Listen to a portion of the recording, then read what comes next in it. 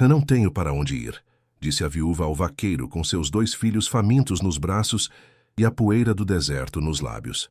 Ela tinha perdido tudo, seu lar, sua esperança, sua vontade de seguir.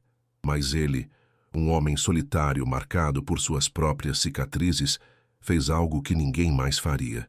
Estendeu-lhe a mão, ofereceu-lhe água e disse 4 palavras que mudariam o destino dela para sempre. Venham comigo, eu os protegerei. Naquela tarde, sob o sol implacável do Novo México, 2 almas quebradas se encontraram no meio do nada e construíram algo que o tempo jamais poderia destruir. Se esta história tocou seu coração, me dê um like. É o seu jeito de me dizer. Eu também acredito em novos começos. E agora me diga, como você acha que esta história termina? Comente aqui embaixo. Eles encontraram a paz que buscavam? Ou a vida lhes havia preparado mais uma provação? O sol do inverno seco caía como um martelo sobre a planície interminável. Cora caminhava havia 2 dias pela estrada de terra que atravessava o território do Novo México, e cada passo lhe arrancava um pedaço de esperança. Os gêmeos Billy e Annie, de 4 anos, pendiam de seus braços como frutos exaustos. Não choravam mais. Isso era o que mais a aterrorizava. O silêncio de seus filhos. Estavam com os lábios rachados, a pele coberta de poeira ocre, os olhos fundos. Cora sentia que seu corpo era apenas um fio tenso prestes a se romper. Mas não podia parar. Havia uma fazenda ao norte, ou assim lhe disseram na última cidade. Parentes distantes do falecido marido. Talvez a acolhessem. Talvez não a expulsassem como tinham feito os outros. O vento soprava quente e seco, levantando redemoinhos de areia que ardiam em seus olhos. Cora fechou as pálpebras por um momento, apenas um momento, e quando as abriu viu a silhueta de uma carroça parada no meio do caminho. Um homem alto, de ombros largos, a observava do assento. Tinha o rosto curtido pelo sol, barba escura salpicada de grisalho, olhos claros que pareciam medir o mundo com cautela. Não disse nada no início, apenas desceu da carroça com movimentos lentos, como quem não quer assustar um animal ferido. Cora apertou as crianças contra o peito. Não confiava em estranhos. Não depois de tudo. O homem tirou um cantil de couro e estendeu-o sem dizer palavra. Ela hesitou. Ele esperou. Finalmente, Cora pegou o cantil e bebeu com desespero. Depois deu de beber a Billy e Annie, que sugaram a água como se fosse a última coisa no mundo. "Para onde vão?" perguntou o homem. Sua voz era grave, serena. "Para o norte, para a fazenda dos Henderson. Isso está a 3 dias de caminhada. Não vão conseguir a pé." Cora baixou o olhar. Sabia disso. Sempre soube. O homem voltou à carroça e pegou pão embrulhado em tecido, carne seca, maçãs. Entregou-lhe sem cerimônia. "Comam." Ela quis recusar, mas as crianças já esticavam as mãos. Comeram em silêncio, sentados à sombra da carroça, enquanto o vento soprava canções de desolação. Quando terminaram, o homem falou novamente. "Meu nome é Caleb Stone. Tenho um rancho a 2 horas daqui. Podem vir. Há espaço." Cora olhou em seus olhos procurando a armadilha, o preço oculto, mas só encontrou cansaço, um cansaço parecido com o seu. "Não temos nada a oferecer", disse ela. "Não estou pedindo nada." O silêncio se estendeu entre eles como uma ponte frágil. Finalmente, Cora assentiu. Não tinha outra opção. Subiu na carroça com as crianças e, enquanto o veículo se punha em marcha, olhou para trás para o caminho que havia percorrido. Toda a sua vida foi fugir. Talvez fosse hora de parar. O rancho de Caleb Stone era pequeno, mas sólido. Uma cabana de madeira com telhado de telhas, um estábulo, um poço fundo e 3 acres de terra cultivada. Tudo cheirava a silêncio e a trabalho duro. Cora, acostumada ao barulho do medo, não sabia o que fazer com tanta quietude. Caleb lhes mostrou um quarto no fundo da cabana.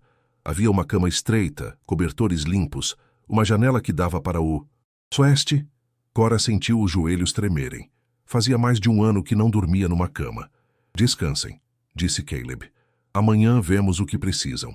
E saiu, fechando a porta suavemente. Cora deitou as crianças e ficou de pé junto à janela, observando o horizonte dourado do entardecer. Não entendia por que aquele homem os havia trazido. Não entendia o que esperava deles. Mas pela primeira vez em muito tempo, sentiu algo parecido com a calma. Os dias seguintes transcorreram numa rotina estranha. Caleb trabalhava nos campos desde o amanhecer até o anoitecer. Cora, sem que ninguém lhe pedisse, começou a limpar a casa, a cozinhar, a lavar a roupa. Não o fazia por obrigação, mas porque precisava se mover, fazer algo com as mãos, sentir-se útil. As crianças, a princípio assustadas, começaram a seguir Caleb como filhotes curiosos.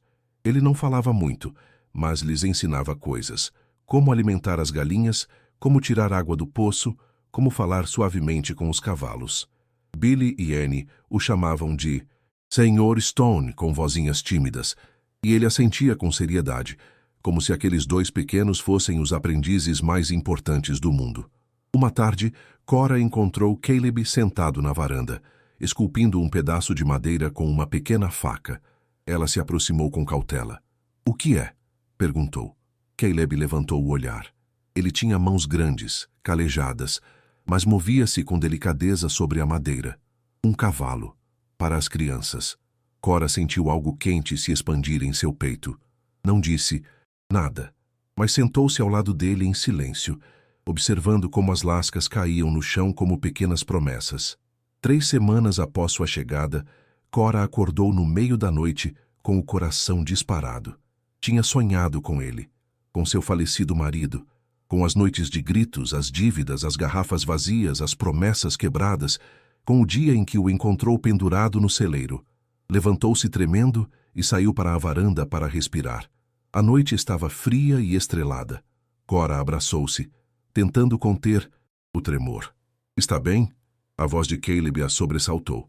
Ele estava sentado num banco do outro lado da varanda, quase invisível na escuridão. "Eu não conseguia dormir", disse ela. "Eu também não durmo muito", respondeu ele. "Desde que minha mãe morreu." Cora sentou-se no degrau mantendo a distância. Não estava acostumada a falar de coisas profundas, mas algo na escuridão convidava à honestidade. "Meu marido..." começou, e depois parou. Não sabia como continuar. "Não precisa me contar nada", disse Caleb com suavidade. Mas Cora sentiu que precisava contar, que, se não falasse em voz alta, continuaria presa naquela noite eterna. "Ele morreu há 1 ano. Deixou dívidas. Muita vergonha. A família dele me culpou. Disseram que eu não fui boa esposa, que por isso ele..." Sua voz falhou. "Eles nos expulsaram, a mim e as crianças. Disseram que éramos uma desonra." Caleb não respondeu de imediato. Apenas deixou o silêncio acolher as palavras de Cora como um abraço invisível. "As pessoas sempre procuram alguém para culpar", disse finalmente. "Mas você está aqui. É isso que importa." Cora levantou o olhar para as estrelas. Pela primeira vez em meses, sentiu que podia respirar fundo sem que o peito doesse. O rancho começou a mudar com a presença de Cora e das crianças. Agora, havia risos entre as paredes de madeira, cheiro de pão recém-assado, pequenas pegadas de lama na varanda. Caleb, que havia vivido em silêncio por tanto tempo, descobriu que o barulho da vida não o incomodava. Pelo contrário, enchia-o de algo que havia esquecido. Cora percebeu que Caleb era um homem de gestos mais do que de palavras. Nunca dizia obrigado pela comida, mas deixava o prato sempre limpo. Nunca dizia eu te aprecio, mas consertava as coisas que ela mencionava de passagem. A porta que rangia, a tábua solta do chão, a janela que não fechava bem. Uma manhã, enquanto pendurava a roupa lavada, Cora viu que Caleb havia construído um pequeno balanço para as crianças, amarrado ao galho mais forte da árvore, perto do poço. Billy e Annie gritavam de alegria enquanto se balançavam, e Cora sentiu que algo dentro dela, algo que estava congelado por muito tempo, começava a descongelar. Naquela noite, durante o jantar, Annie perguntou: "Sr. Stone, por que o senhor não tem família?" Caleb mastigou devagar antes de responder. "Minha mãe morreu há alguns meses, e eu nunca tive esposa nem filhos." "Por que não?" insistiu a menina com a curiosidade brutal dos 4 anos. Cora ia repreendê-la, mas Caleb levantou a mão suavemente. "Acho que nunca encontrei as pessoas certas", disse, e seu olhar pousou fugazmente em Cora antes de voltar ao prato. Ela sentiu o calor subir as bochechas e baixou o olhar. Não entendia o que estava acontecendo entre eles. Só sabia que a cada dia que passava, ficava mais difícil imaginar um futuro longe daquele lugar. 1 mês e meio após sua chegada, Cora recebeu uma carta. Caleb a trouxe da cidade com uma expressão séria. É de Riacho Vermelho, para você. Cora pegou o envelope com as mãos trêmulas. Reconheceu a letra imediatamente. Silas Reis, cunhado de seu falecido marido. Abriu a carta em particular e leu as palavras que confirmavam seu pior medo. Silas exigia que ela e as crianças voltassem a viver com a família Reis. Dizia que era seu dever moral honrar a memória de seu marido. Dizia que uma viúva não podia viver sozinha com um homem sem ser casada, que era indecente, que o pessoal da cidade estava começando a falar. Dizia que se ela não voltasse em 2 semanas, ele iria buscá-la pessoalmente. Cora sentiu o mundo se fechar ao seu redor novamente. Sabia o que significava voltar para os Reis, ser tratada como serva, viver sob o jugo da culpa, ver seus filhos crescerem num ambiente de ressentimento e censuras. Não podia voltar, mas também não podia ficar assim, manchando a reputação de Caleb. Naquela noite, não dormiu. Ao amanhecer, saiu para a varanda e encontrou Caleb preparando o cavalo para ir para o campo. Eu tenho que ir, disse Cora. Sem preâmbulos, Caleb virou-se para ela surpreso. O que aconteceu? Ela lhe entregou a carta. Caleb leu em silêncio e sua mandíbula se crispou. Você não vai a lugar nenhum, disse com firmeza. Não posso ficar. As pessoas falam. Você tem uma reputação a zelar. Não me importa o que as pessoas dizem. Para mim importa, disse Cora, e sua voz falhou. Não quero ser um fardo. Não quero que olhem para mim com pena. Não quero que meus filhos cresçam sendo os filhos da viúva que vive de caridade. Caleb deu um passo em direção a ela.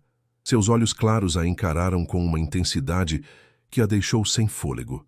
Então se case comigo. Cora piscou, certa de ter ouvido errado. O quê? Case-se comigo, repetiu Caleb. Não por obrigação, não por caridade, mas porque... Fez uma pausa buscando as palavras. Porque esta casa tem estado viva desde que vocês chegaram. Porque quando vejo você e as crianças, sinto que estou cumprindo algo que minha mãe me pediu antes de morrer. Algo sobre não estar sozinho, sobre construir uma família. Cora sentiu as lágrimas queimarem os olhos. Você não me conhece, sussurrou. Conheço o suficiente. Sei que é corajosa. Sei que ama seus filhos mais do que tudo. Sei que trabalha duro. Sei que sofreu e continua de pé. Isso é mais do que muitos casamentos têm ao começar. O silêncio se estendeu entre eles, como uma ponte que pedia para ser cruzada. E se não funcionar? Perguntou ela.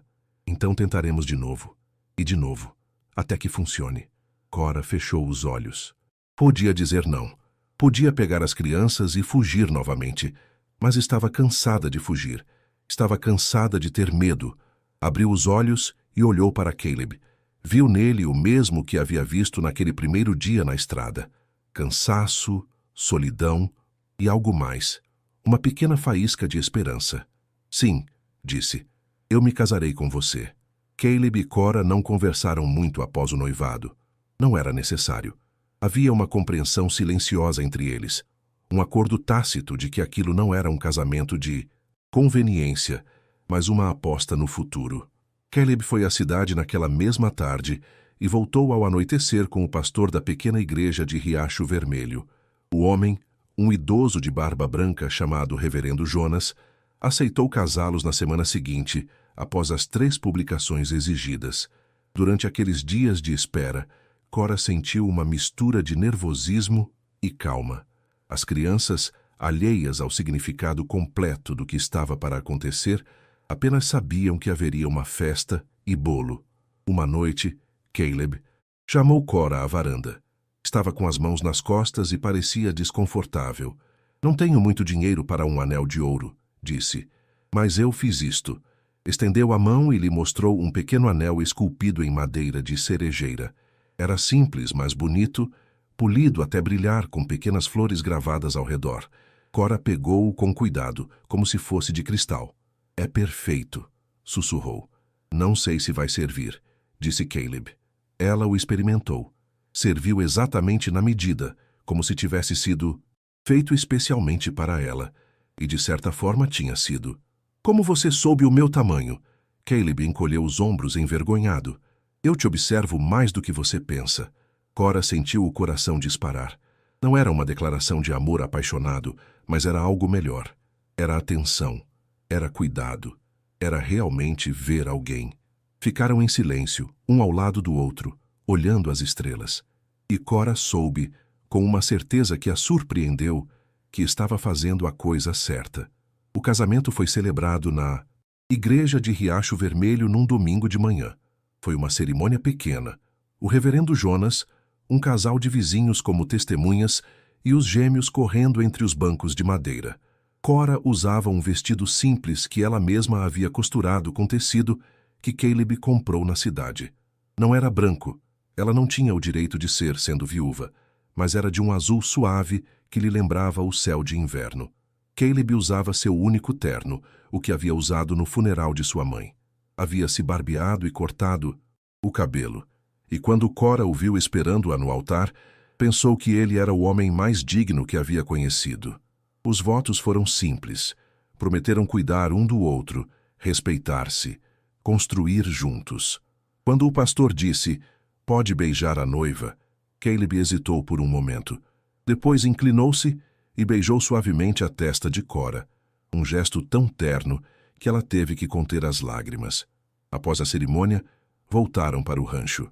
Caleb havia preparado uma pequena celebração: pão, queijo, vinho e um bolo que ele havia encomendado na cidade. As crianças comeram até se fartar e adormeceram no sofá.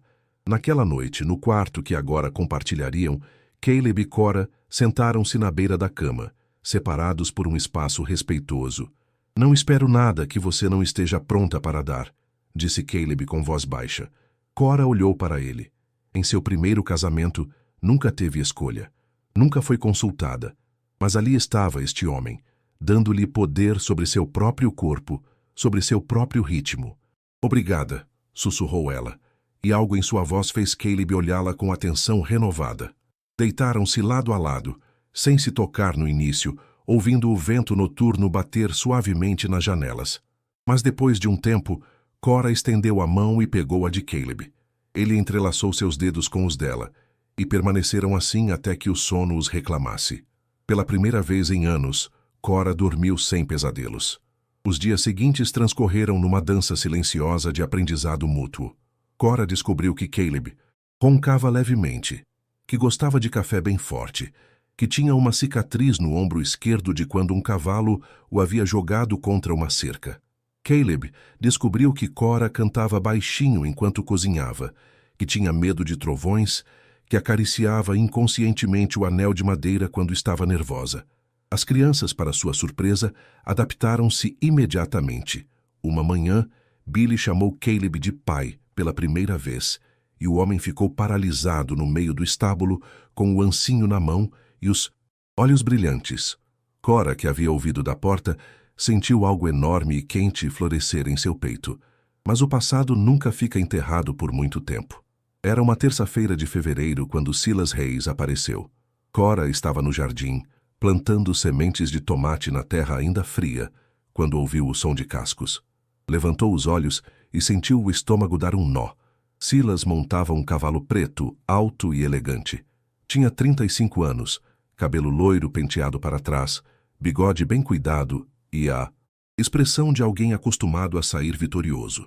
Vestia um terno caro, muito elegante para a poeira do deserto, e carregava consigo uma maleta de couro. "Cora", disse com um sorriso que não chegava aos olhos. "Então é verdade. Você se casou." Cora ficou de pé, limpando as mãos no avental. Sentia o coração bater forte contra as costelas, mas manteve a voz firme. "Silas, o que você faz aqui? Vim ver como você estava.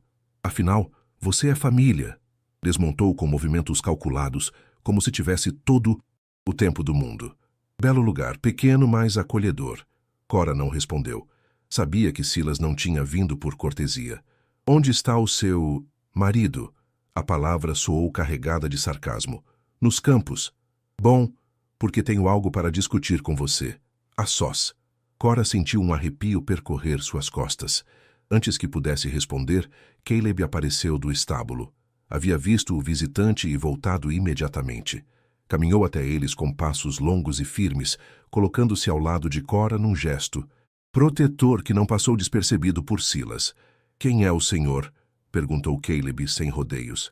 Silas Reis, cunhado de Cora, ou melhor, do falecido marido dela. Estendeu a mão, mas Caleb não a pegou. Vejo que se casaram. Que conveniente. O que o senhor quer? A voz de Caleb era baixa, controlada, mas havia aço nela. Silas tirou um documento da maleta e o desdobrou com teatralidade. Venho por um assunto de negócios. Meu irmão, que descanse em paz, deixou dívidas consideráveis. $600 em ouro, para ser exato. Cora, como viúva dele, é responsável por quitá-las. Cora sentiu a terra mover-se sob seus pés. $600? Uma fortuna. Jamais conseguiria juntar essa quantia. Isso é mentira, disse com voz trêmula. Seu irmão não deixou nenhuma dívida comigo. Vocês me expulsaram sem nada. As dívidas não desaparecem porque alguém morre, querida. Silas sorriu. E de acordo com esta promissória, assinada por meu irmão, 1 mês antes de sua morte, você se comprometeu a assumir suas obrigações caso ele faltasse. Eu nunca assinei nada, tem certeza? Porque aqui está a sua assinatura. Mostrou-lhe o documento. Cora olhou e sentiu o sangue gelar. Era o seu nome, escrito com a sua letra, ou algo muito parecido. Isso é falso, disse Caleb, arrancando o papel das mãos de Silas. Isso é extorsão. Cuidado com as acusações, Sr. Stone. Tenho testemunhas que viram Cora assinar este documento. Testemunhas respeitáveis da cidade. O que você quer? Perguntou Cora, derrotada. Silas cruzou os braços, satisfeito. Bem, entendo que $600 são muito dinheiro, mas sou um homem razoável. Você poderia vir trabalhar para a família Reis. 10 anos de serviço doméstico e consideraremos a dívida quitada. Seus filhos também poderão contribuir quando tiverem idade suficiente. Isso é escravidão, disse Caleb. Isso é justiça, replicou Silas. Cora tem 2 opções: pagar a dívida ou trabalhar para quitá-la. Se recusar, posso levar o caso ao juiz e fazer com que a prendam por fraude. Cora sentiu as pernas tremerem. Conhecia o juiz do condado. Era amigo da família Reis. Nunca lhe daria razão. Deixe-me ver esse documento de novo, disse Caleb. Silas entregou-o com suficiência. Caleb o estudou em silêncio, franzindo a testa. Isso está datado 1 mês antes da morte de seu irmão. Onde estava Cora naquele momento? Como vou saber? Eu sei, disse Cora de repente. Estava na casa da minha irmã em Santa Fé. Passei todo aquele mês lá porque estava doente, após o parto. Há testemunhas. Muita gente me viu. Silas empalideceu levemente, mas recuperou a compostura. As memórias podem ser enganosas. Os registros de viagem não, disse Caleb. E tenho certeza de que a irmã dela terá cartas, recibos, algo que prove que Cora não estava aqui quando supostamente assinou isto. Vocês não têm provas de nada, retrucou Silas, perdendo a calma. Nem o senhor, mas vou investigar. Caleb enrolou o documento e o guardou no bolso. Fico com isto. Vou levar ao xerife Burton de Riacho Vermelho e a um advogado. Se isto for falso, o senhor terá problemas maiores do que uma dívida imaginária. Silas deu um passo ameaçador em direção a Caleb, mas parou ao ver o olhar do outro homem. Havia algo nos olhos claros de Caleb Stone que advertia que ele não era alguém com quem se brincava. Isso não acabou, disse Silas, montando em seu cavalo com brusquidão. Voltarei com o xerife, e então veremos quem tem razão. Afastou-se a galope, levantando uma nuvem de poeira. Cora desabou no degrau da varanda, tremendo. Caleb sentou-se ao lado dela, sem tocá-la, apenas estando presente.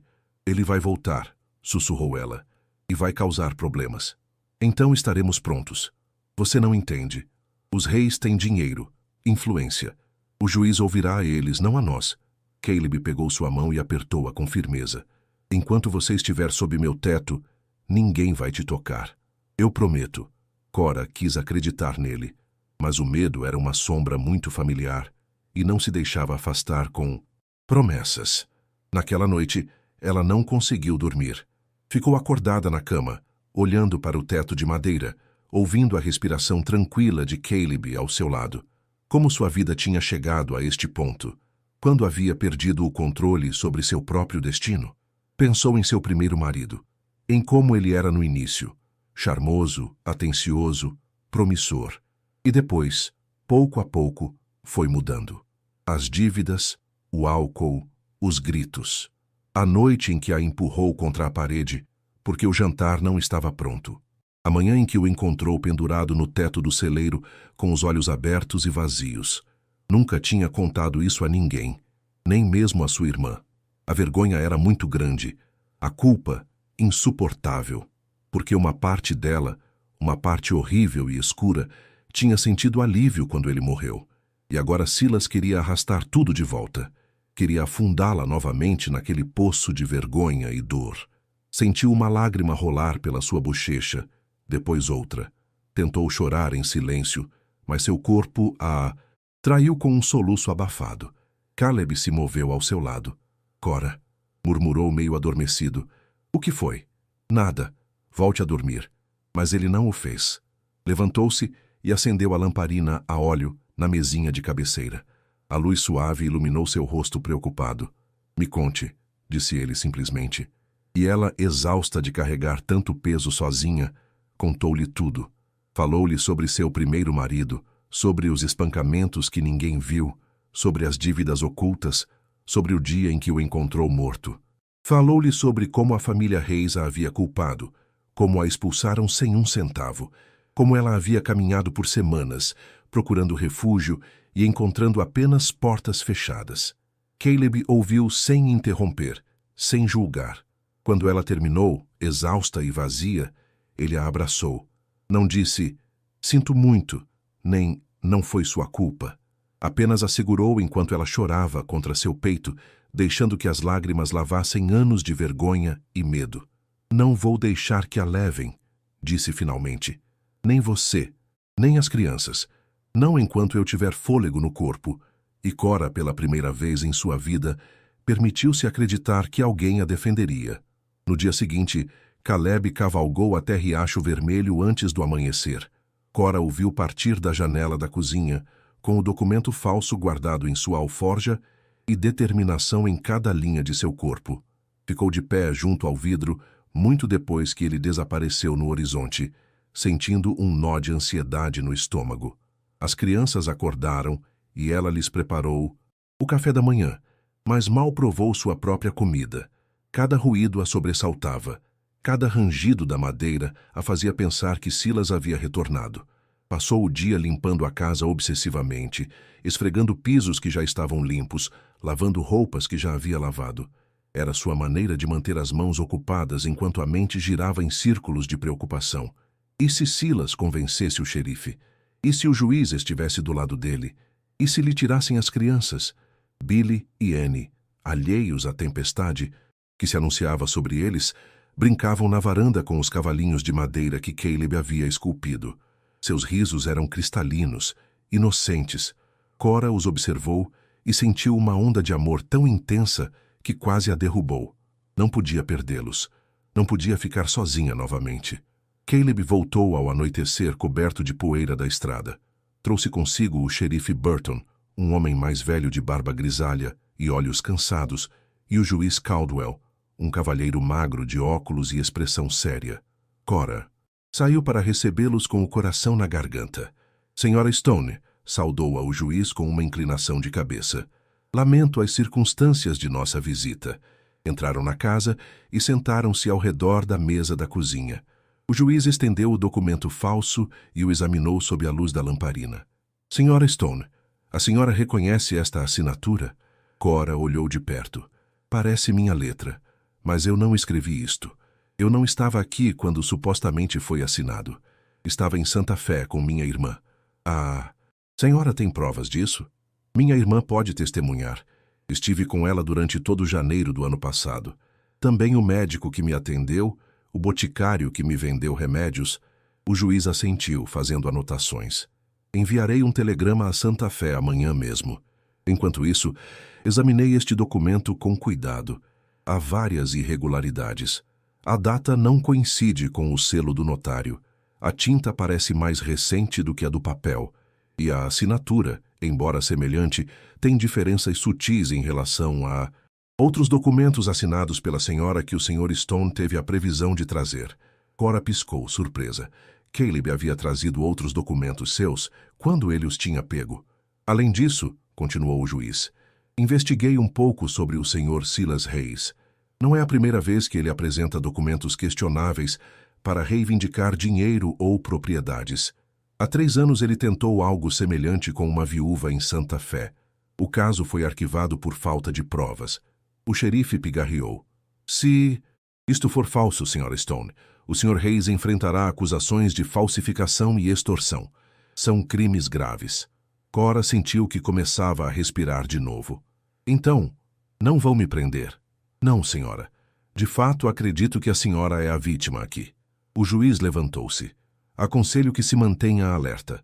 O Sr. Hayes pode tentar algo mais drástico se sentir encurralado. Depois que o xerife e o juiz partiram, Cora desabou numa cadeira, exausta. Caleb ajoelhou-se à sua frente e segurou suas mãos. Eu disse que não deixaria que a levassem. Você trouxe meus outros documentos. Quando os pegou? Eu os vi no seu baú no dia em que você chegou. Pensei que poderiam ser úteis algum dia. Cora olhou para ele, admirada. Este homem, que parecia tão simples, tão direto, tinha uma profundidade que ela estava apenas começando a descobrir. Obrigada, sussurrou. Não precisa agradecer. Você é minha esposa. Sua briga é minha briga. E naquele momento, Cora compreendeu algo fundamental. Pela primeira vez em sua vida, não estava sozinha na batalha. 3 dias depois, no meio da noite, Cora acordou com cheiro de fumaça. A princípio pensou que estava sonhando, mas depois ouviu Caleb praguejar e levantar-se num salto. Fogo!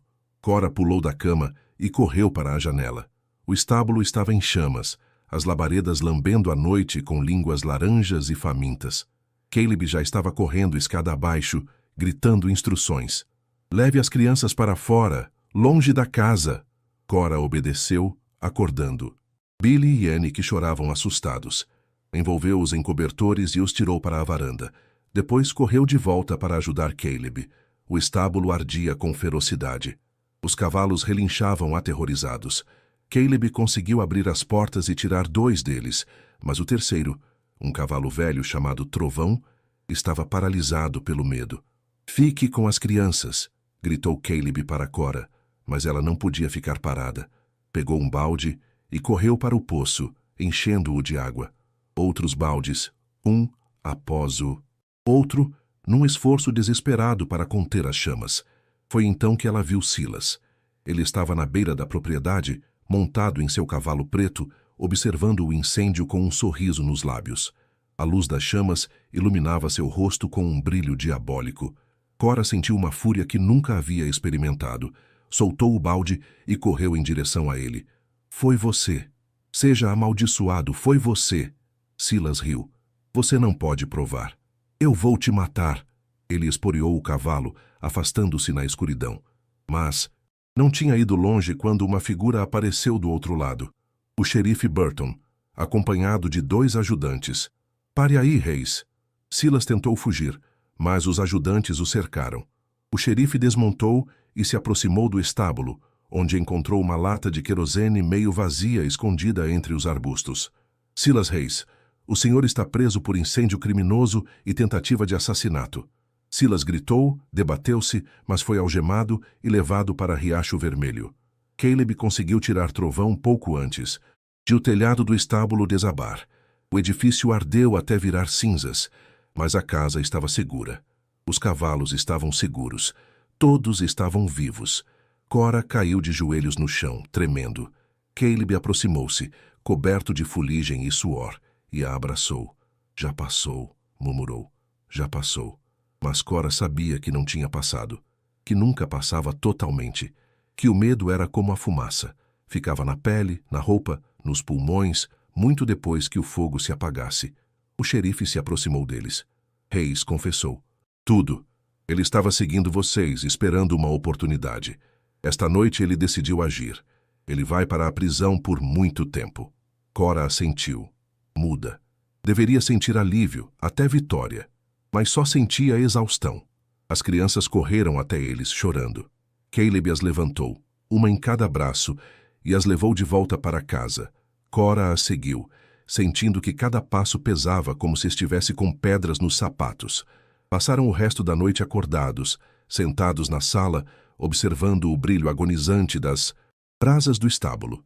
Billy e Annie adormeceram no sofá, aninhados um contra o outro. Caleb e Cora permaneceram em silêncio, processando o ocorrido. Quase perdemos tudo, disse Cora finalmente. Mas não perdemos. Desta vez. E da próxima? Caleb virou-se para ela. Não haverá próxima vez. Silas está na cadeia. Os reis sabem que, se tentarem algo de novo, terão sérios problemas legais. E nós vamos reconstruir. Juntos. Cora quis acreditar nele, mas havia uma parte dela, quebrada há muito tempo, que não sabia como confiar que as coisas pudessem dar certo. Como você faz isso? Perguntou. Como você continua acreditando que tudo vai ficar bem? Caleb demorou um momento para responder. Minha mãe costumava dizer que esperança não é acreditar que tudo vai sair perfeito. É acreditar que vale a pena tentar, apesar de tudo. Olhou para ela. Vocês valem a pena. Isso vale a pena. Cora sentiu as lágrimas brotarem novamente, mas desta vez não eram de medo. Eram de algo mais profundo. Algo que não sentia há anos. Gratidão. Aproximou-se de Caleb e apoiou a cabeça em seu ombro. Ele a envolveu com o braço, e permaneceram assim até que o amanhecer tingisse o céu de rosa. Os dias seguintes foram de trabalho duro. O estábulo precisava ser reconstruído, e embora Caleb insistisse que podia fazer isso sozinho, Cora se recusou a ficar de braços cruzados. Trabalharam lado a lado sob o sol inclemente, levantando vigas, pregando tábuas, medindo ângulos. Os vizinhos da cidade, ao saberem do ocorrido, vieram ajudar. O ferreiro trouxe ferramentas novas. O carpinteiro doou madeira. A esposa do boticário trouxe comida para todos. Cora, acostumada à solidão e à rejeição, sentiu-se oprimida por tanta generosidade. Uma tarde, enquanto descansavam à sombra com limonada fresca, a senhora Patterson, uma mulher mais velha de cabelos prateados, sentou-se ao lado de Cora. Que bom que você está bem, querida. Silas Reis sempre foi um homem perigoso. O irmão dele também era, aliás. Cora olhou para ela. Surpresa. A senhora conhecia meu primeiro marido? Eu o vi algumas vezes na cidade. Sempre apostando, sempre bebendo. Não parecia um bom homem. Pôs sua mão enrugada sobre a de Cora. Mas você não é responsável pelos pecados dele. E Caleb Stone é um bom homem. Dos poucos que restam. Cora assentiu com um nó na garganta. Eu sei. Você sabe? A senhora Patterson olhou para ela com sabedoria. Porque às vezes, quando você foi ferida, é difícil ver as coisas boas, sem esperar que se transformem em coisas ruins. Era verdade. Cora ainda acordava às vezes esperando gritos, esperando violência. Ainda se encolhia quando Caleb levantava a voz, embora ele nunca o fizesse com raiva. Ainda esperava que um dia ele mudasse, que mostrasse seu verdadeiro rosto. Mas os dias passavam, as semanas, e Caleb continuava o mesmo. Tranquilo, trabalhador, constante como o nascer do sol. Uma noite, enquanto jantavam, Billy derramou seu leite sobre a mesa. O menino encolheu-se imediatamente, preparando-se para a punição. Mas Caleb apenas riu, limpou a bagunça com um pano e serviu-lhe mais leite. Não tem problema, filho. São acidentes. Cora viu como os ombros de Billy relaxavam, como a tensão abandonava seu corpinho. E entendeu que não apenas ela estava sarando naquela casa. Seus filhos também. O estábulo ficou pronto 3 semanas depois. Era maior do que o anterior, mais sólido. Caleb havia construído um sistema de ventilação melhor e instalado uma porta dupla que permitia retirar os animais rapidamente em caso de emergência. No dia em que terminaram, fizeram uma pequena celebração. Os vizinhos trouxeram comida e havia música de violino. As crianças corriam entre as mesas improvisadas, rindo. Caleb e Cora dançaram pela primeira vez, desajeitados no início, mas pouco a pouco encontrando o ritmo. Não sou um bom dançarino. admitiu Caleb. Eu também não, respondeu Cora, e ambos riram. Enquanto giravam sob as estrelas, Cora sentiu algo mudar dentro dela.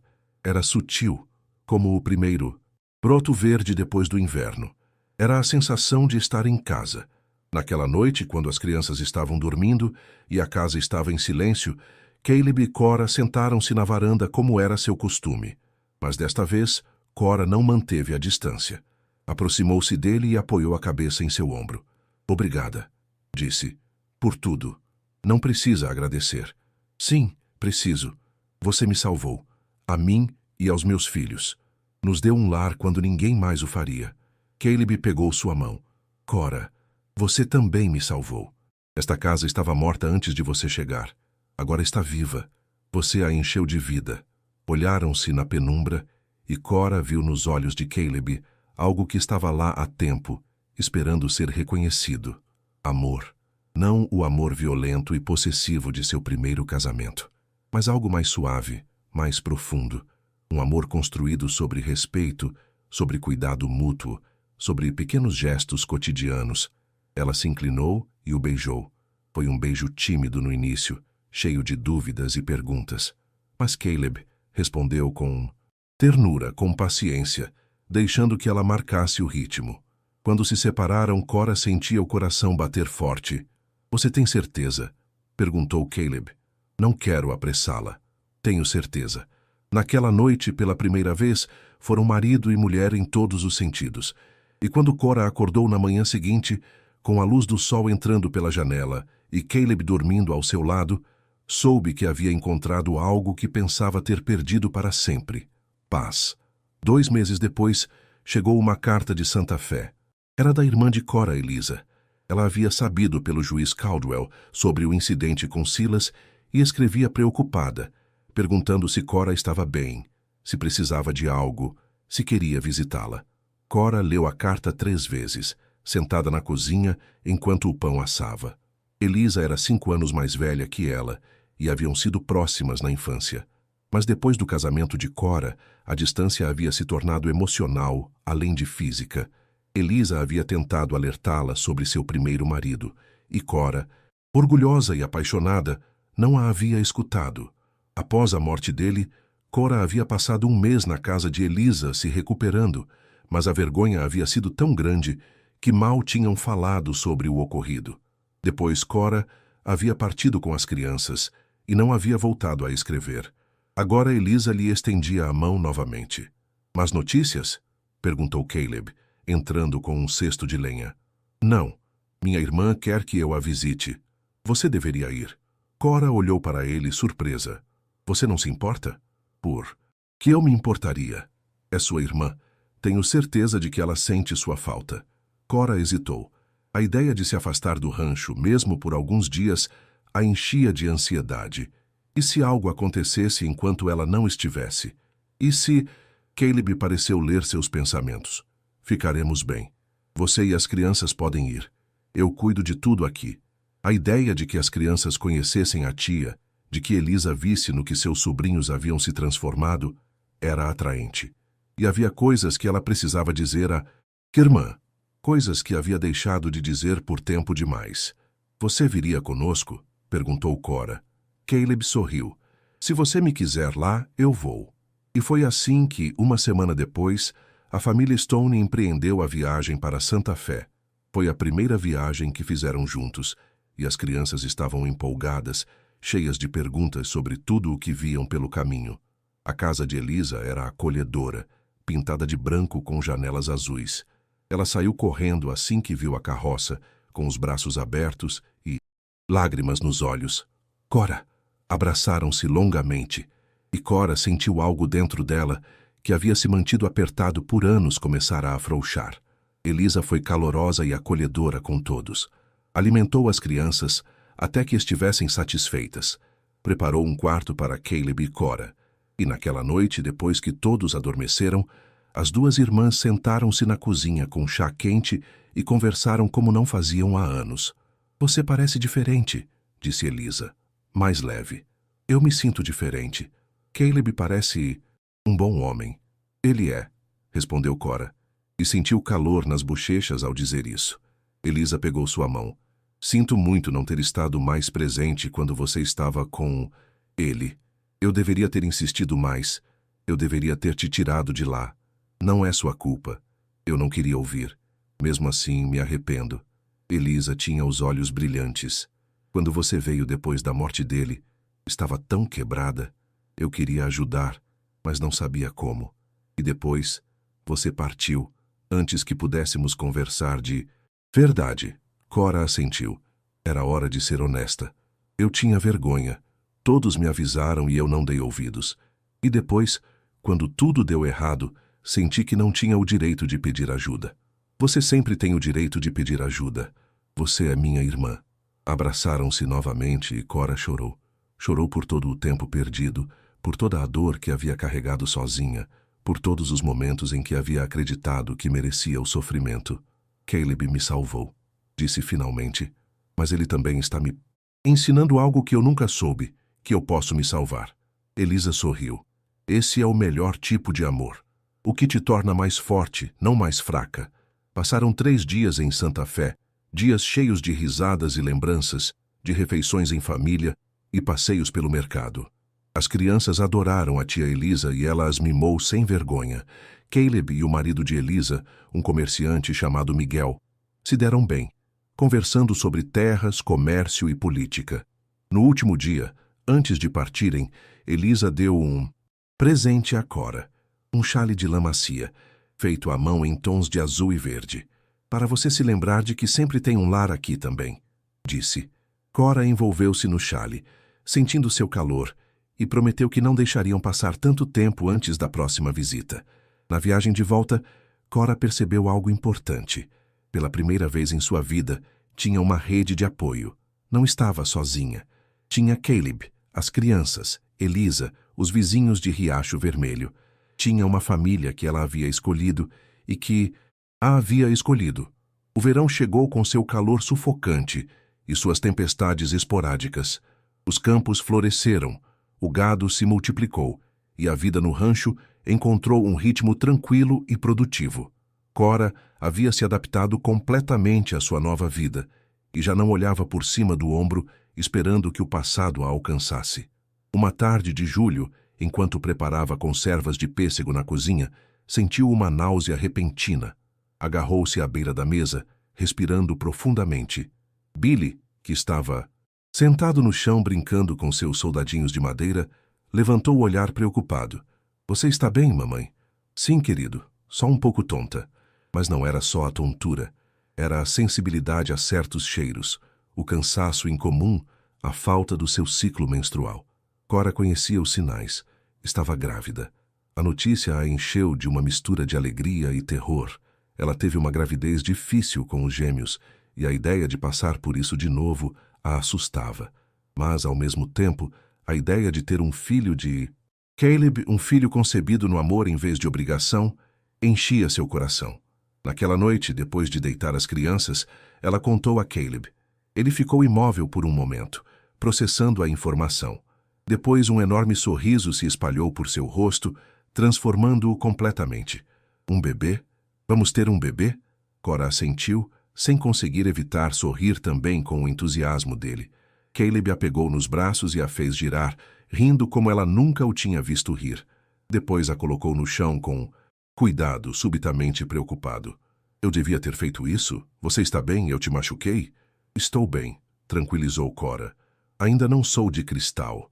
Naquela noite, deitados na cama, Caleb colocou a mão sobre a barriga ainda plana de Cora. Como você se sente sobre isso?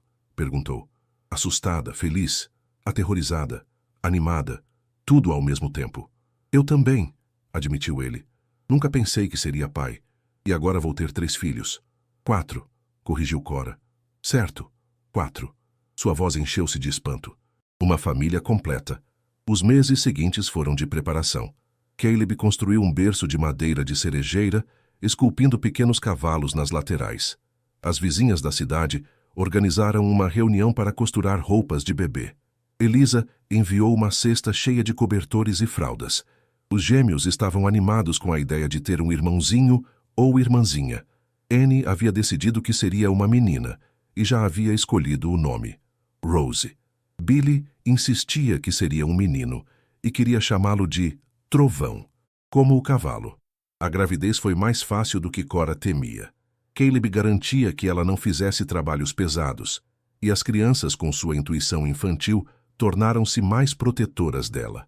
Em fevereiro, no meio de uma nevasca suave, Cora entrou em trabalho de parto. A parteira da cidade, a senhora Gutierrez, chegou com sua maleta de couro e sua presença tranquilizadora. Caleb andava nervoso pela casa, incapaz de ficar parado. O parto foi longo, mas sem complicações. E quando Cora ouviu pela primeira vez o choro forte de seu bebê, sentiu uma onda de amor tão intensa que achou que o coração sairia do peito. É um menino, anunciou a senhora Gutierrez, colocando o bebê sobre o peito de Cora. Era pequeno e vermelho, com uma mecha de cabelo escuro e os olhos apertados. Perfeito. Caleb entrou momentos depois com olhos brilhantes e sorriso trêmulo. Sentou-se na beira da cama e olhou para seu filho com expressão de absoluto espanto. Ele é lindo, sussurrou. Como vamos chamá-lo? Perguntou. Cora. Caleb pensou por um momento. Jacob, como meu pai. Jacob Stone, experimentou Cora. Eu gosto. Billy e Annie foram admitidos pouco depois, subindo na cama com cuidado para conhecer o novo irmão. Annie ficou desapontada por não ser menina, mas Billy estava triunfante. Eu disse que seria menino, mas ele não se chama Trovão, apontou Annie. Jacob Trovão Stone, propôs Billy solenemente. Todos riram, e naquele momento, com sua família reunida ao redor dela, Cora soube que havia encontrado exatamente onde pertencia. 5 anos se passaram como um suspiro, mas cada dia havia deixado sua marca. O rancho cresceu e prosperou de maneiras que Cora nunca teria imaginado naqueles primeiros dias de incerteza. Caleb expandiu as terras comprando o lote adjacente de um vizinho que se mudava para o leste. Construiu um segundo estábulo, maior que o primeiro, com espaço para 10 cavalos e um depósito para o grão. As cercas se estendiam agora até onde a vista alcançava, delimitando campos de trigo dourado que ondulavam como mares sob o vento. Cora havia dado à luz uma menina no 3º ano de casamento. Sarah havia chegado numa manhã de outubro, quando as folhas do carvalho se tingiam de ouro e o ar cheirava a terra úmida. Era pequena e delicada, com o temperamento tranquilo do pai e os olhos cinzentos da mãe.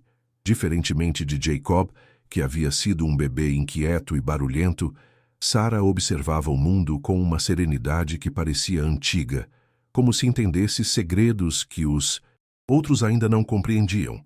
Os gêmeos cresceram fortes e saudáveis, transformando-se de crianças assustadas em jovens seguros. Billy, que agora tinha quase 10 anos, havia se tornado o ajudante principal de Caleb. Cada manhã, acordava antes do amanhecer para trabalhar os campos junto ao pai adotivo, aprendendo a ler os sinais do tempo nas nuvens, a distinguir a terra fértil da estéril, a falar com os animais com voz firme, mas gentil. Tinha as mãos já calejadas do trabalho duro, e quando Caleb o chamava de filho em vez de rapaz, o menino se endireitava com orgulho visível. Annie, por sua vez, havia desenvolvido um talento natural para a costura e os afazeres domésticos. Ajudava Cora com as conservas, memorizando as receitas de geleia e picles com a mesma dedicação que outras crianças colocavam em aprender a ler. Tinha dedos ágeis que conseguiam cerzir meias quase invisivelmente e bordar flores nos lençóis com pontos perfeitos. Mas o que mais gostava era sentar-se na varanda ao entardecer, tricotando enquanto ouvia sua mãe cantar canções antigas que havia aprendido com sua própria mãe. A cabana original havia sido ampliada 2 vezes. Agora havia quartos suficientes para todos. Uma sala de jantar grande onde cabia uma mesa para 8 pessoas. Uma varanda que rodeava 3 lados da casa. Cora havia plantado flores ao redor, girassóis que seguiam o sol, rosas silvestres que subiam pelas colunas da varanda, lavanda cujo aroma perfumava as tardes quentes. Os vizinhos vinham frequentemente visitá-los, e a mesa dos Stone raramente estava sem convidados. Correra a notícia de que Cora era uma excelente cozinheira e que Caleb tinha sempre histórias interessantes para contar sobre os velhos tempos do território. Uma tarde de primavera, quando as árvores floresciam e o ar cheirava a novas promessas, Cora estava sentada na varanda remendando meias. O sol descia lentamente em direção ao horizonte, tingindo o céu de laranjas e rosas impossíveis. Jacob e Sarah brincavam no pátio com um gato malhado que havia aparecido numa manhã e ficado. Seus risos eram como sinos no vento morno. Caleb sentou-se ao lado dela, limpando as mãos com um pano. Cheirava a terra e suor honesto, a trabalho bem feito.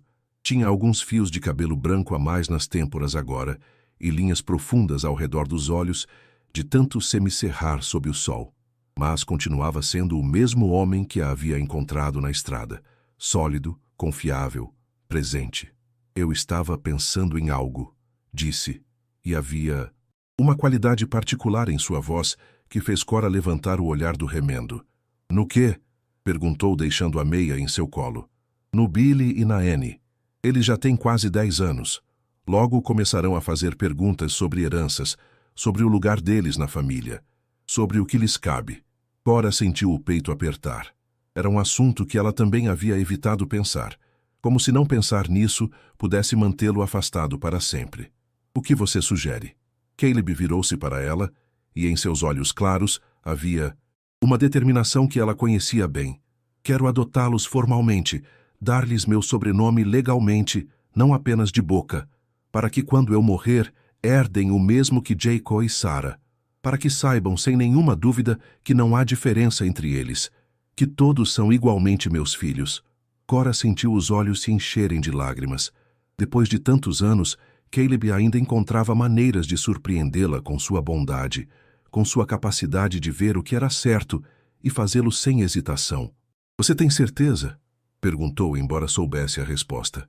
É um passo grande. Legalmente, eles serão seus. Terão direitos sobre tudo o que você construiu. É precisamente por isso que quero fazê-lo, respondeu Caleb. Porque eles já são meus. Já têm direitos sobre tudo. Só quero que o papel reflita isso. Cora estendeu a mão e pegou a dele. Era uma mão grande, áspera, com cicatrizes e calos que contavam histórias de esforço e sacrifício. Nunca pensei que pudesse amar alguém como eu te amo, sussurrou. Nunca pensei que existisse alguém assim. Caleb inclinou-se e beijou sua testa, um gesto tão familiar agora quanto respirar. O sentimento é mútuo. A adoção foi realizada 2 meses depois, numa cerimônia simples no escritório do juiz Caldwell.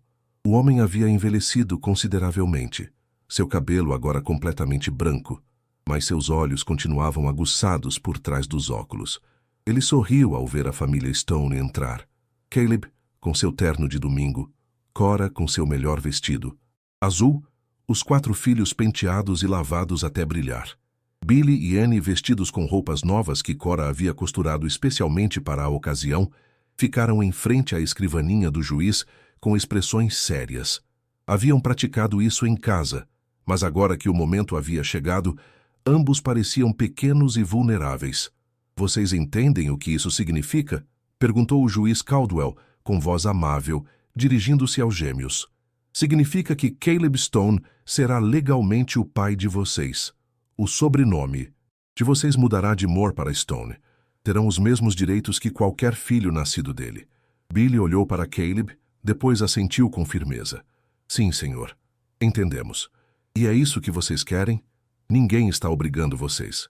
É o que queremos, respondeu Annie. E sua voz, embora trêmula, soava segura. O Sr. Stone, quer dizer, pai, tem sido mais pai para nós do que nosso pai de verdade jamais foi. O juiz sorriu, visivelmente comovido.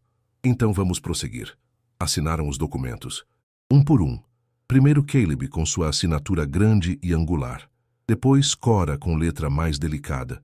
E finalmente Billy e Annie, escrevendo seus nomes seguidos de Stone pela primeira vez. Billy apertou tanto a pena que quase atravessou o papel. Annie traçou cada letra com cuidado meticuloso, como se estivesse bordando em vez de escrevendo. Quando terminaram, o juiz carimbou seu selo oficial nos documentos e se levantou, estendendo a mão. Parabéns, família Stone. É oficial. No caminho de volta para o rancho, os gêmeos não pararam de falar. testando seus novos nomes em voz alta, como se fossem sapatos novos que precisavam ser amaciados. Billy Stone, dizia Billy. Soa bem, não é? Annie Stone, acrescentava sua irmã, como uma flor elegante. Jacob e Sarah, muito pequenos para entender completamente o que havia acontecido, só sabiam que era um dia especial e que haveria bolo. Naquela noite, durante o jantar, Caleb pediu silêncio, batendo suavemente no copo com uma faca. A família se calou, até os pequenos. Havia algo solene na maneira como Caleb se levantou, em como olhou para cada um deles antes de falar. Quero que todos saibam algo importante, disse, sua voz profunda enchendo a sala de jantar. Esta família não nasceu do sangue. Nasceu da escolha. Eu escolhi amar Cora quando a encontrei na estrada. Escolhi amar Billy e Annie como se fossem meus desde o momento em que os vi. Escolhi construir esta vida com vocês. E é a melhor escolha que eu já fiz. Fez uma pausa. E Cora viu que seus olhos se marejavam. Caleb não era homem de chorar. Mas em momentos como este, sua emoção era palpável. Família não é apenas quem compartilha seu sangue, continuou. Família é quem escolhe ficar, quem escolhe te amar nos dias difíceis, quem escolhe construir com você mesmo quando o vento ameaça derrubar tudo. Levantou seu copo. A família é construída, a família é escolhida. E eu escolho vocês, todos os dias, pelo resto da minha vida. Cora se levantou também, com Sarah nos braços e lágrimas rolando pelo seu rosto. A família é construída, repetiu sua voz falhando. A família é escolhida. As crianças repetiram as palavras, primeiro timidamente, depois com mais convicção. Billy tinha os ombros quadrados, como um soldado fazendo um juramento. Annie sorria através das suas próprias lágrimas. Jacob gritou as palavras com entusiasmo infantil, sem entender completamente, mas sentindo a importância do momento. Sarah bateu palmas com suas mãozinhas gordinhas. Brindaram com cidra de maçã e depois comeram o bolo que Cora havia preparado.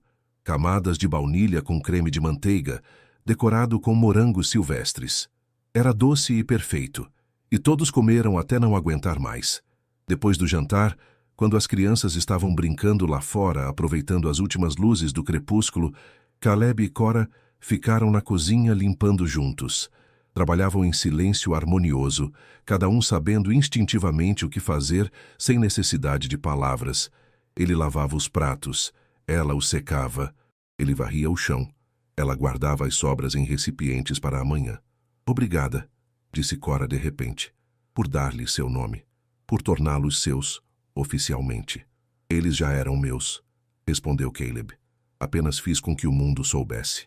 Cora largou o pano e se aproximou dele, envolvendo-o com seus braços.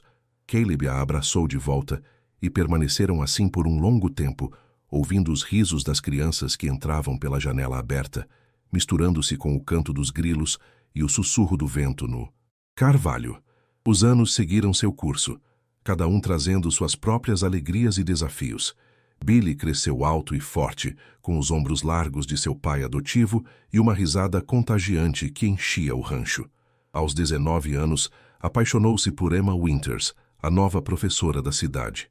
Uma jovem de cabelo castanho e olhos inteligentes que havia chegado de Boston buscando aventura no oeste. Casaram-se numa cerimônia bonita na igreja de Riacho Vermelho, com toda a cidade presente. Caleb lhe deu 3 acres de terra no extremo norte do rancho, e juntos construíram uma casa pequena, mas acolhedora, que logo encheriam com o som de seus próprios filhos. Annie, que havia herdado a beleza serena da mãe e a força tranquila do pai, apaixonou-se por um carpinteiro viajante chamado Thomas Brennan. Era um homem de mãos hábeis e coração poeta, que esculpia figuras intrincadas em madeira e recitava versos enquanto trabalhava. A princípio, Cora teve reservas. Um homem que viajava constantemente poderia dar estabilidade à sua filha? Mas Thomas demonstrou seu compromisso, estabelecendo uma oficina em Santa Fé, perto da casa da tia Elisa.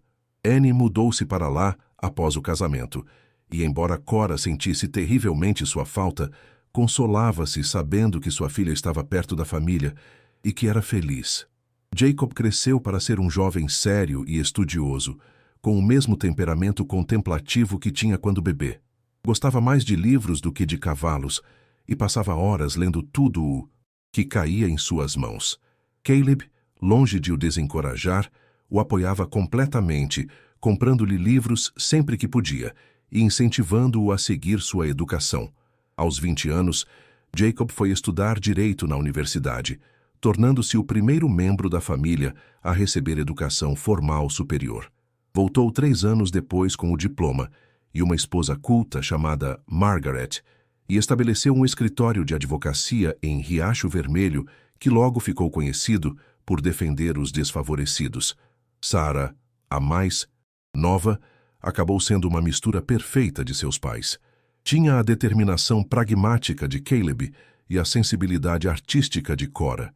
Aprendeu a cozinhar, a costurar, a trabalhar a terra, mas também pintava aquarelas delicadas das paisagens do rancho e escrevia poesia num diário de couro que guardava debaixo do travesseiro. Casou-se tarde, aos 26, com um veterinário chamado Samuel, irônica coincidência de nome que uma vez ameaçou sua família, e juntos cuidavam dos animais do rancho e dos arredores. Caleb e Cora envelheceram juntos, com cabelos grisalhos e rugas que contavam histórias de risos e trabalho duro, de desafios enfrentados e vitórias compartilhadas. As mãos de Caleb, sempre fortes, começaram a tremer levemente ao segurar a xícara de café pela manhã. As costas de Cora curvaram-se um pouco depois de tantos anos curvadas sobre a cozinha e o jardim, mas os pequenos gestos que construíram seu amor permaneceram constantes ao longo das décadas. Toda manhã, não importava o tempo ou como se sentissem, Caleb continuava preparando café para os dois, levando a xícara a Cora na cama antes que ela acordasse completamente. Toda noite, sentavam-se na varanda para ver o pôr do sol, suas cadeiras de balanço movendo-se em ritmo sincronizado, suas mãos se encontrando entre os braços. Falavam de tudo e de nada, de como tinha sido o dia, do que precisava ser consertado no rancho, de cartas recebidas dos filhos, de lembranças dos velhos tempos. Uma tarde de outono, quando Caleb tinha 70 anos e Cora 65, estavam sentados debaixo do grande carvalho que ele havia plantado no ano em que se casaram.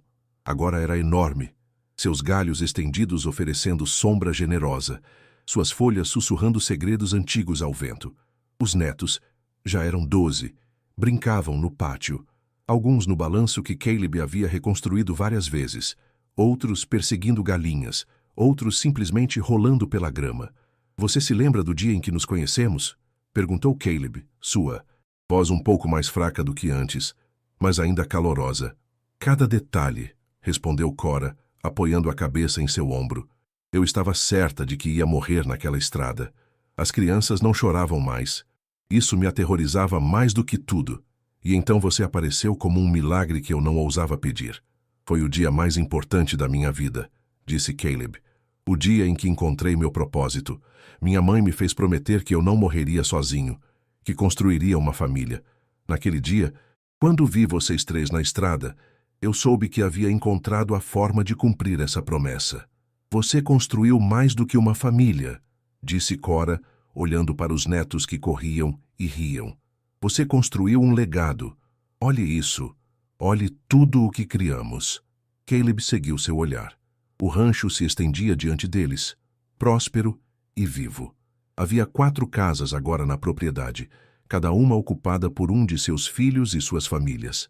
Os campos ondulavam dourados sob o sol da tarde. O gado pastava tranquilo nas colinas. Havia ordem e abundância onde antes só havia solidão. "Você acha que cumprimos a promessa?" perguntou Caleb. "A que fiz à minha mãe."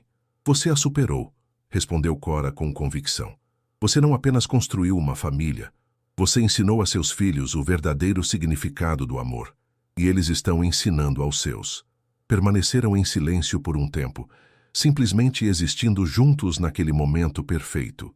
Um dos netos, um menino de 5 anos chamado Caleb, em homenagem ao avô, correu até eles com uma flor silvestre na mão. "Para a vovó", gritou entregando-lhe a flor amarela amassada. Cora a pegou como se fosse um tesouro, beijando a bochecha suja do menino. "Obrigada, querido. É a flor mais linda que eu já vi." O menino riu e correu de volta para brincar. E Cora ficou olhando para a flor com olhos brilhantes. Momentos como este, murmurou.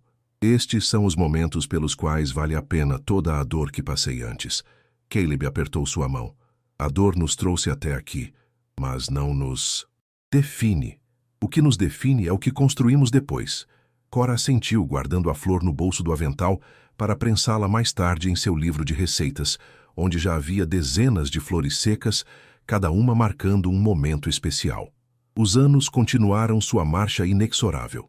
Caleb começou a andar mais devagar, a se cansar mais rapidamente. Deixou o trabalho pesado para Billy e Jacob, contentando-se em supervisionar e aconselhar. Mas nunca parou de se levantar cedo. Nunca parou de preparar o café para Cora. Nunca parou de se sentar com ela na varanda a cada entardecer. Uma noite de inverno, quando tinha 78 anos, Caleb deitou-se ao lado de Cora como sempre. Conversaram um pouco no escuro, sobre coisas pequenas e grandes. Ele lhe contou que tinha visto uma águia naquela manhã voando sobre os campos. Ela lhe contou o que Annie havia escrito, dizendo que estava esperando outro bebê. Ele disse que estava orgulhoso de seus filhos, de todos eles. Ela disse que o amava, que sempre o amaria. Eu também te amo, respondeu Caleb, beijando sua testa. Você foi o melhor presente que a vida me deu. Adormeceram abraçados, como haviam dormido por tantos anos. Mas quando Cora acordou com a luz do amanhecer, soube imediatamente que algo havia mudado. Caleb estava muito quieto, muito silencioso. Tocou-o com a mão trêmula. Estava frio. Ele se foi em paz, em sonhos, sem dor. Mas a dor de Cora era imensa. Chorou abraçada a ele, até que Billy entrou para chamá-los para o café da manhã e encontrou sua mãe tremendo ao lado do corpo de seu pai. Os filhos chegaram rapidamente. Choraram juntos, compartilhando histórias, amparando a mãe enquanto ela se quebrava e se recompunha, repetidamente. Caleb foi enterrado sob o grande carvalho, com uma lápide simples que dizia: cumpriu a promessa. Escolheu amar. Cora viveu mais 15 anos, cercada de filhos, netos e bisnetos. Passava seus dias na varanda, contando histórias sobre Caleb, sobre como ele a havia encontrado na estrada, sobre como ele a havia ensinado que merecia ser amada. Cada aniversário repetia as palavras que se tornaram o lema familiar. A família é construída. A família é escolhida. No dia em que morreu, aos 80 anos, foi encontrada em sua cadeira de balanço com um sorriso sereno. Em sua mão segurava o anel de madeira que Caleb lhe havia dado, tão polido pelo tempo que brilhava. Foi enterrada ao lado dele, sob o carvalho que os vira crescer juntos.